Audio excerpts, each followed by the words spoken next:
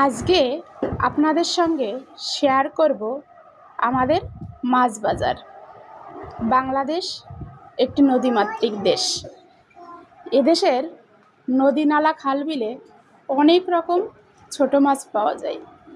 আগেই বলেছিলাম আমরা মাছ খেতে খুবই ভালোবাসি, বলতে পারেন মাছ লাভার। এখানে আজকে আমাদের মাছ বাজারে এনেছে দেশি পুঁটি মাছ। এই যে এইগুলো হচ্ছে চান্দা, চুচড়া, পুঁটি, টাকি, মিক্সড মাছ, পাঁচমিশালি টাইপের।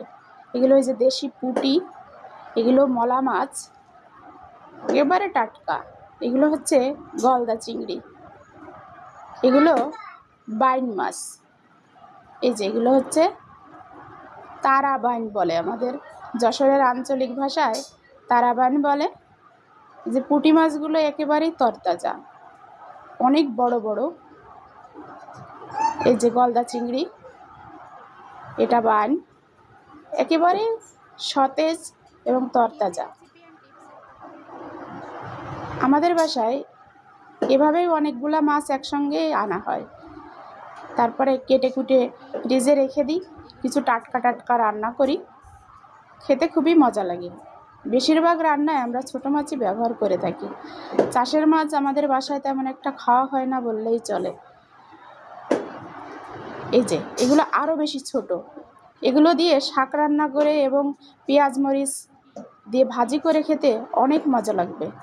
আপনাদের রেসিপি করে দেখাবো। এই যে এগুলো হচ্ছে চুচড়ো মাছ, অনেক মজার মাছ, অনেক সুন্দর মাছগুলা, টাটকা এবং ফ্রেশ। এই যে এগুলো এখন কাটতে হবে, কাটতে অনেক সময় এবং ধৈর্যের পরিচয় দিতে হবে, কিন্তু খেতে গেলে তো করতেই হবে।